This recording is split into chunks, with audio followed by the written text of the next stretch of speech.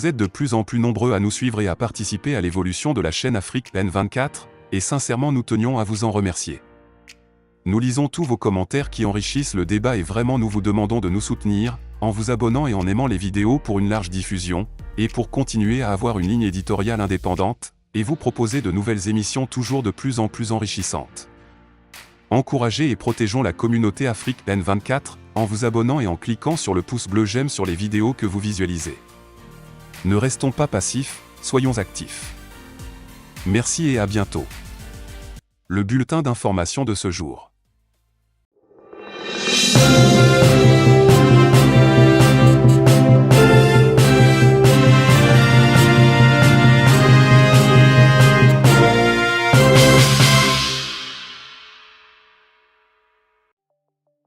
Togo. Vers un septennat au Togo, révélation du commandant Olivier Ama.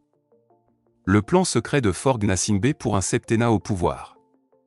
Dans un contexte géopolitique en mutation dans la sous-région ouest-africaine, des révélations troublantes émergent du Togo. Le président Faure Gnassingbé aurait élaboré un projet secret visant à introduire le septennat dans la Constitution, consolidant ainsi son pouvoir à vie. Ces révélations laissent présager des bouleversements majeurs dans le pays et suscitent des interrogations quant à l'avenir de la démocratie togolaise. Les révélations du commandant Olivier Ama. Le commandant Olivier Ama, dont la réputation dans les milieux politiques et militaires togolais est bien établie, a ce 19 septembre 2023, laissé entendre qu'un projet de septennat était en gestation au Togo. Les détails précis de ce projet restent encore flous, mais l'idée d'une prolongation du mandat présidentiel au-delà des 5 ans actuels soulève des questions importantes. Une stratégie soigneusement élaborée. Derrière le récent remaniement ministériel au Togo se dessine un plan secret minutieusement conçu par le président Faure Gnassingbé. L'objectif ultime de ce plan est de consolider son pouvoir et de prolonger son règne au-delà de 2030. Cette stratégie comporte plusieurs étapes cruciales qui pourraient redéfinir le paysage politique du Togo.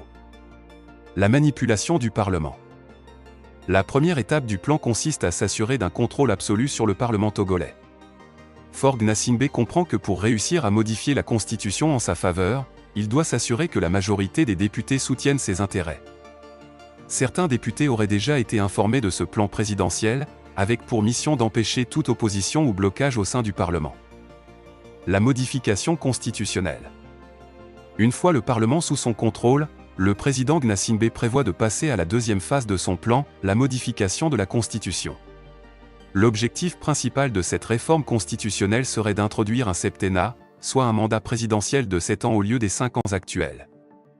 Cette prolongation de la durée du mandat présidentiel lui permettrait de rester au pouvoir au-delà de 2030. Il se pourrait même que la limitation du nombre de mandats soit levée, ouvrant la voie à une réélection illimitée.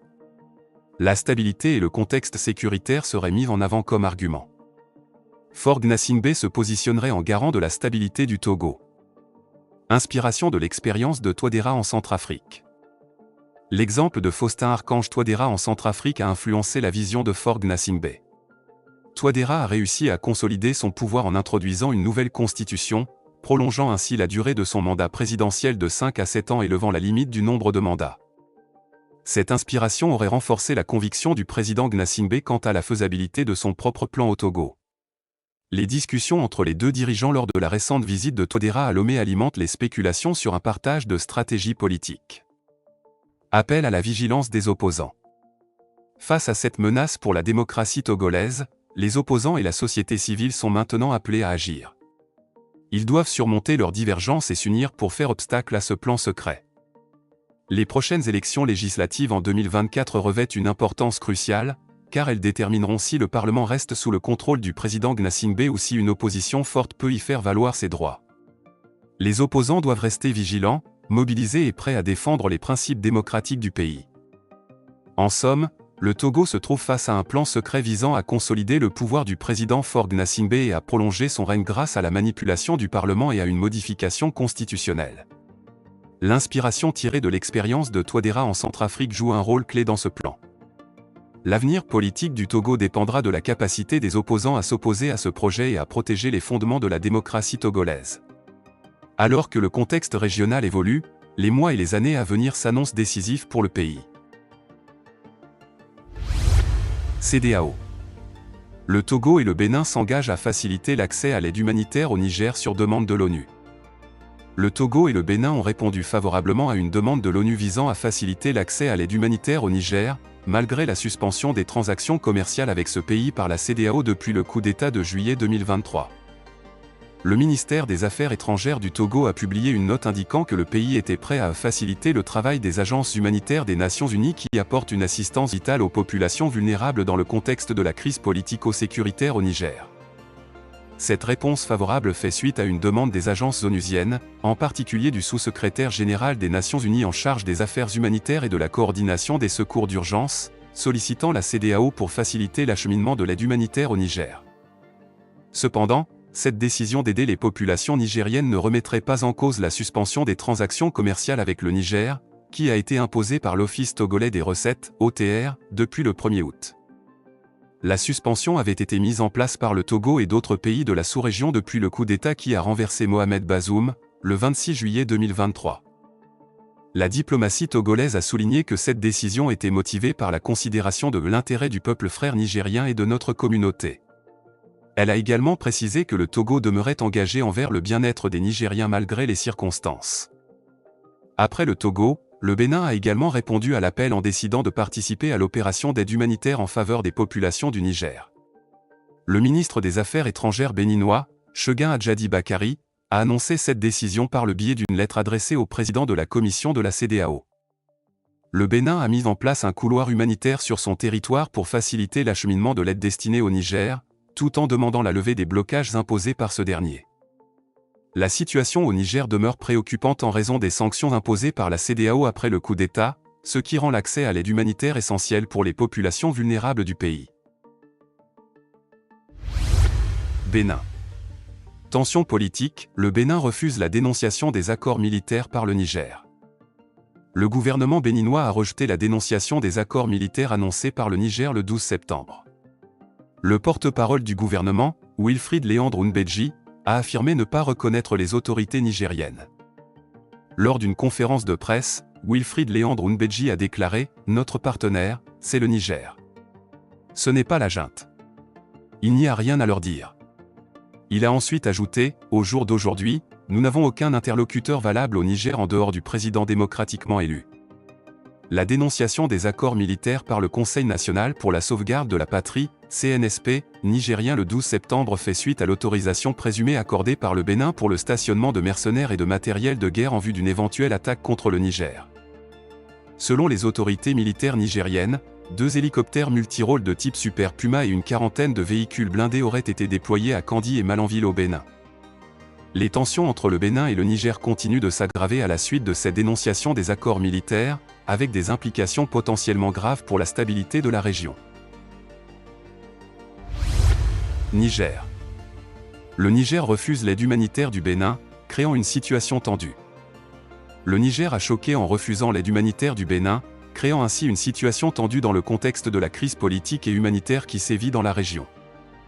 Après une demande des Nations Unies, la Communauté économique des États de l'Afrique de l'Ouest, CEDEAO, a sollicité le Bénin, le Togo et le Nigeria pour permettre le passage de convois d'aide humanitaire vers le Niger, qui fait face à des besoins criants en matière de nutrition et de médicaments.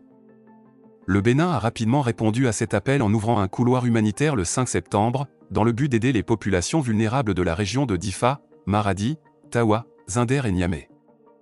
Cependant, la situation s'est compliquée lorsque le Niger a décidé d'interdire l'entrée sur son territoire à des camions en provenance du Bénin. Cette décision a laissé un convoi important de camions chargés de produits nutritionnels et de médicaments bloqués à la frontière, privant ainsi des milliers de personnes de l'aide humanitaire dont elles ont désespérément besoin.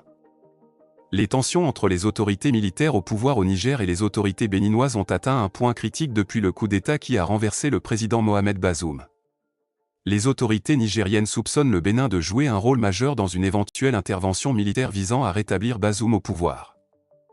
Dans ce contexte délicat, le Togo et le Burkina Faso sont envisagés comme des options pour l'acheminement de l'aide humanitaire.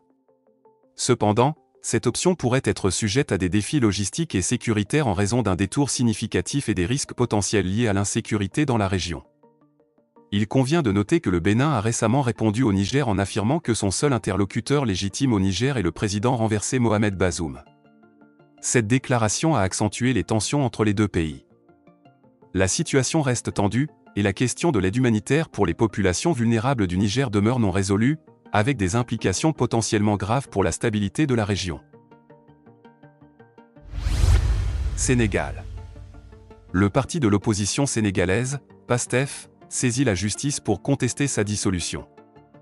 Le parti d'opposition sénégalais, les Patriotes africains du Sénégal pour le travail, l'éthique et la fraternité, PASTEF, ne compte pas laisser le gouvernement sénégalais dissoudre leur parti sans résistance. Pour cette raison, le parti a décidé de porter l'affaire en justice en déposant 2 recours, l'un auprès de la Cour suprême sénégalaise et l'autre auprès de la Cour de justice de la CEDEAO. Ces recours ont été déposés par les avocats du président du PASTEF, Ousmane Sonko. Ils demandent purement et simplement l'annulation, ou du moins la suspension, de la décision du gouvernement de dissoudre le PASTEF et la restauration des droits politiques du parti. Selon Maître Abdoulaye Toll, avocat et porte-parole du PASTEF, aucune justification juridique ne soutient cette dissolution, qui a eu lieu le 31 juillet dernier. Le parti n'a jamais enfreint la loi, et il est l'une des rares formations politiques à s'acquitter de son obligation de présenter un bilan financier annuel. Par conséquent, c'est un parti qui a toujours respecté la loi, la Constitution, la démocratie et la République. Pour rappel, le ministre de l'Intérieur, Antoine Diome, avait annoncé la dissolution du PASTEF quelques heures après l'arrestation de son dirigeant, en justifiant sa décision par les appels fréquents d'Ousmane Sonko à des mouvements insurrectionnels qui auraient provoqué de nombreuses morts en mars 2021 et en juin 2023. Ainsi que des actes de saccage et de pillage de biens publics et privés. Le principal parti d'opposition de la coalition au pouvoir reste suspendu aux décisions de ces 2 cours de justice. La participation du PASTEF aux prochaines élections présidentielles, prévues pour le 25 février prochain, dépendra de l'issue de ces recours. Crise dans le Sahel. La France va réduire sa présence militaire en Afrique et l'augmenter dans l'Asie-Pacifique. La France prévoit de réduire sa présence militaire en Afrique tout en renforçant son engagement en Asie-Pacifique, selon le général Stéphane Mille, chef d'état-major des forces aériennes et spatiales françaises. Cette décision fait suite à des critiques croissantes concernant la présence militaire française en Afrique, et la France envisage de se tourner vers une autre région pour renforcer sa présence militaire. Le général Mille a affirmé que la France pourrait réduire ses effectifs militaires en Afrique à l'avenir, mais cela ne signifie pas l'arrêt de ses activités militaires au Sahel. Au contraire, la France prévoit de maintenir sa présence et de collaborer avec les autorités régionales pour mieux comprendre leurs besoins spécifiques, en déployant ses troupes aux besoins, principalement pour des opérations de formation. De plus, le général Mille a souligné l'importance des gros porteurs et des bases aériennes en Polynésie française et en Nouvelle-Calédonie dans la stratégie de la France en Asie-Pacifique, en mettant en avant que la France est une nation du Pacifique et qu'elle intensifiera sa présence dans cette région à l'avenir. Dans un contexte de retrait progressif des forces françaises du Mali et du Burkina Faso, ainsi que de tensions croissantes avec les nouvelles autorités militaires au Niger, le général Mille a évoqué la possibilité de réduire l'empreinte opérationnelle de la France en Afrique. Cependant, Paris maintiendra son soutien aux missions antiterroristes au Sahel, en travaillant en étroite collaboration avec les gouvernements locaux pour mieux comprendre leurs besoins spécifiques et en déployant ses forces pour des opérations de formation. En outre, les pays du Sahel, tels que le Mali, le Burkina Faso et le Niger, ont formé une alliance des États du Sahel en réponse aux dénonciations récentes des accords militaires par les autorités au pouvoir au Niger. Cette alliance vise à renforcer la coopération et la défense mutuelle entre ces pays, en remplaçant le rôle de la France dans la région du Sahel. Un grand pas vers la souveraineté totale. Nous voici à la fin de ce bulletin, et nous espérons vivement qu'il vous a été agréable. Nous sommes impatients de recueillir vos impressions, alors n'hésitez pas à nous les partager dans la section des commentaires si vous avez trouvé ce bulletin informatif. En outre, nous avons remarqué que de nombreux spectateurs n'ont pas encore souscrit à notre chaîne. Votre soutien est crucial pour nous permettre de continuer à créer du contenu captivant pour l'Afrique des libertés. Pour nous encourager, veuillez cliquer sur le bouton j'aime. Exprimez votre soutien en appréciant et en partageant cette vidéo afin d'aider l'algorithme YouTube. N'oubliez pas non plus de vous abonner et d'activer la cloche de notification pour être tenu informé de nos prochains bulletins d'information. Dans notre engagement continu à promouvoir le progrès positif en Afrique, nous vous remercions de nous suivre. À bientôt. Likez la vidéo si ce n'est pas déjà fait. Laissez aussi votre point de vue en commentaire. Abonnez-vous et cliquez aussi sur la petite cloche de notification pour ne rien rater de nos prochaines vidéos. N'oubliez pas de partager aussi la vidéo et de la liker.